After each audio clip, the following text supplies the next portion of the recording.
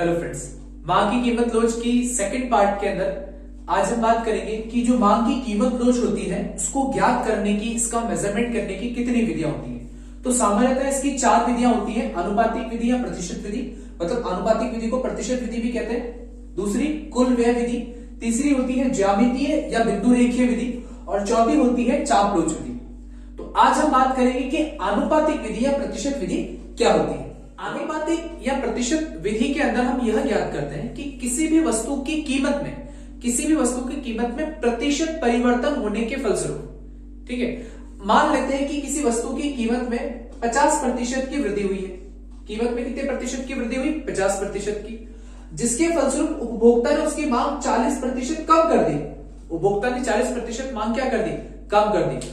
तो उसे ही हम क्या कहते हैं? अनुपातिक विधि या प्रतिशत विधि।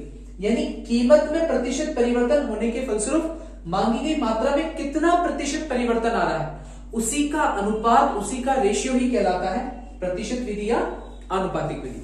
अनुपातिक या प्रतिशत विधि का प्रतिपादन जो था वो प्रोफेसर फ्लक्स ने किया था। प्रोफेसर फ्लक्स इसके रचयिता थे। उन्होंने एक फॉर्मूला दिया EP is equals to minus P upon Q multiply by delta Q upon delta T. अब यहां पर P का मतलब क्या है और Q का मतलब क्या है, वो सारी चीजें मैं आगे आपको डिस्कस करूंगा, क्या होती है क्या नहीं होती है। और इसको आप इस फॉर्मूला से भी सॉल्व कर सकते हो इस क्वेश्चन को, मांग में प्रतिशत परिवर्तन बट्टा कीमत में प्रतिशत परिवर्तन।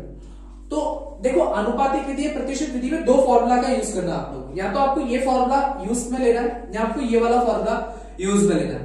लेकिन कैसे पता चलेगा कि कब कौन सा फॉर्मूला यूज में लेना है, तो वो मैं भी आपको जब क्वेश्चन करवाऊंगा तब आपको समझ में आ जाएगा। अब हम एक क्वेश्चन के थ्रू उसको सॉल्व करने की कोशिश करते हैं, ठीक है। मान लेते हैं कि किसी वस्तु की कीमत थी 5 रुपए और कीमत बढ़कर हो गई है 10 रुपए। मतलब पहली कीमत थी 5, तो जो पुरानी कीमत होती है उसको P से प्रदर्शित करते हैं और नई कीमत को हम P1 से प्रदर्शित करते हैं, ठीक है। पहले उपभोक्ता क्या कर रहा था, जब कीमत 5 रुपए थी तब वो 10 इकाइयों को खरीद रहा था, ठीक है। अब जब कीमत बढ़कर 10 रुपए हो गई है तो अब जो उपभोक्ता है वो अब 8 इकाइयों को खरीद रहा है। यानी कि जब कीमत 5 रुपए थी तब वो 10 इकाइयों को खरीद रहा था। अब जब कीमत 10 रुपए हो गई है तो वो 8 इकाइयों को खरीद रहा है, ठीक है। तो सबसे पहले तो आपको क्वेश्चन में जब आप लोग उसका आंसर लिखोगे तब आपको यही 4 चीजें लिखनी है कि गिवन क्या क्या दिया हुआ है क्वेश्चन के अंदर, ठीक है। तो पहले आपको निकालना होगा डेल्टा क्यू। डेल्टा क्यू यहां यूज में आएगा। डेल्टा का मतलब होता है परिवर्तन। परिवर्तन कैसे निकालोगे? Q1 माइनस क्यू, यानी नई मांग मात्रा में से पुरानी मांग मात्रा को घटा देंगे। अब नई मांग मात्रा कितनी है? 8 और पुरानी मांग मात्रा कितनी है? 10। तो यहां पर आपका आंसर आया -2। इसी प्रकार से जैसे आपने डेल्टा क्यू निकाला, आपको ऐसे ऐसे डेल्टा पी निकालना है। डेल्टा पी निकालो तो इसका फॉर्मूला होता है P1 माइनस पी। फॉर्मूला को हमेशा ब्रैकेट में लिखा करो ताकि हमको समझ में आ जाए कि हम किस तरीके से उसको लिख रहे हैं, ठीक है। डेल्टा पी कैसे ज्ञात करेंगे? P1 कितना दे रखा है यहाँ पर? नई कीमत है 10 और पुरानी कीमत कितनी है? 5। तो 10 में से 5 गए, आंसर आपका कितना आया? 5। अब आपको ये फॉर्मूला यूज में लेना है। फॉर्मूला क्या है? देखो, EP is equals to minus P upon Q into delta Q upon delta P। Delta Q upon delta P। Now EP is equals to, अब ये एक चीज आपको यहां पर ध्यान रखनी है कि जब भी आप आंसर लिखोगे तो फॉर्मूला में तो आपको माइनस का साइन लगाना है, लेकिन जब आप इसको सॉल्व करोगे तब आपको माइनस का साइन नहीं लगाना है, क्योंकि माइनस का साइन से यहां से कट हो जाएगा, ठीक है ना। तो माइनस का साइन आपको नहीं लगाना है, ठीक है। तो प्राइस, P का मतलब होता है पुरानी कीमत। पुरानी कीमत कितनी दे रखी है? 5। पुरानी मांग मात्रा कितनी दे रखी है? 10, ठीक है, गुणा। अब डेल्टा क्यू कैसे निकलता है? Q1 माइनस क्यू, जो कि हमने निकाला -2, लेकिन ये माइनस का साइन और फॉर्मूला में माइनस का साइन कट हो जाएगा, तो यहां पर आपको सिर्फ 2 लिखना है, ठीक है। और डेल्टा पी का मान हमने क्या निकाला? 5। अब इसको हम सॉल्व करेंगे, 5 से 5 यहां कट जाएगा, तो EP is equals to 2 upon 10। जब आप 2 अपॉन 10 को सॉल्व करोगे, 2/10 को जब आप हल करोगे तो इसका आंसर आएगा 0.2। ये आपका हो गया आंसर। अब आपका आंसर 1 रुपए से कम आ रहा है तो इसको हम बोलेंगे इकाई से कम। इकाई से कम। एक और क्वेश्चन के थ्रू हम इसको समझने की कोशिश करते हैं, ठीक है। मान लेते हैं कि किसी वस्तु की कीमत थी 20 रुपए कोई वस्तु थी जो पहले 20 रुपए की मिल रही थी, अब कीमत उसकी घटकर हो गई है 10, यानी कि पुरानी कीमत थी 20 और जो उसकी नई कीमत है वो है 10। जब कीमत 20 रुपए थी, तो उपभोक्ता उसकी 50 इकाइयों की मांग कर रहा था, और जब कीमत घट गई, जब कीमत 10 रुपए हो गई, तो उपभोक्ता उसकी 100 इकाइयों की मांग कर रहा है। मतलब जब कीमत थी 20 रुपए तो उपभोक्ता उसकी 50 इकाइयों की मांग कर रहा था। अब जब कीमत घट गई है, 10 रुपए हो गई है, तो उपभोक्ता उसकी 100 इकाइयों की मांग कर रहा है। ठीक है, तो ये डेटा आपको एग्जाम में लिखना पड़ेगा, इसको लिखना पड़ेगा आपको गिवन, यानी कि ये चीजें आपको एग्जाम में क्वेश्चन के अंदर दे रखी है। ठीक है, अब आपको सबसे पहले निकालना है डेल्टा क्यू।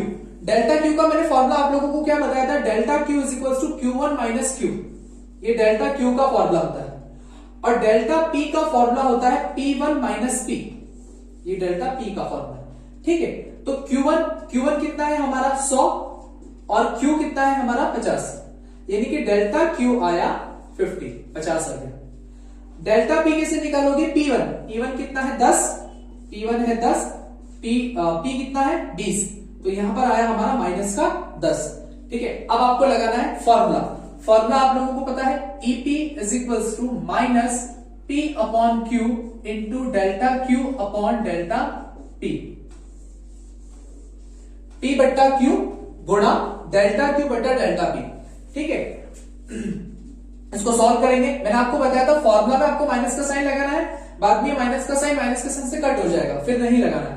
तो P पुरानी कीमत कितनी है 20, नहीं, और पुरानी मांग मात्रा कितनी है 50 गुणा, अब डेल्टा Q कितना आया 50, तो डेल्टा Q की जगह हम लिख देंगे 50, और डेल्टा P कितना आया 10। ये माइनस का 10 जो माइनस के साइन से कट हो जाएगा, तो इसलिए माइनस का साइन नहीं लगाना है। ठीक है, अब आप इसको हल करें, ये 50 से 50 कट हो गया, यहां कितना बचा 20 बट्टा 10, तो आपका आंसर कितना आ गया 2। अब ये आंसर 1 रुपए से ज्यादा आ रहा है ना, यानी कि यहां आपको लिखना है, सबसे पहले तो लिखना है EP इज इक्वल टू 2, और जो आपकी मांग की लोच है वो इकाई से अधिक होगी, तो यहां लिखना है इकाई से अधिक। कई बार जो क्वेश्चन होता है वो परसेंटेज में दिया हुआ होता है।